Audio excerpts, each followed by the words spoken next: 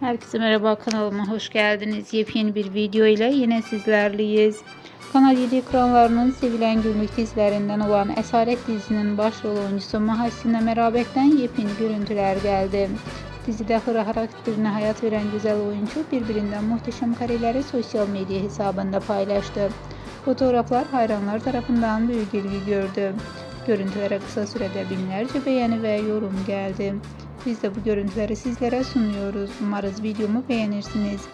Değerli takipçiler, videomu beğenmeyi, kanalıma abone olup bize destek olmayı lütfen unutmayın. Bir sonraki videoda görüşmek üzere. Hoşça kalın.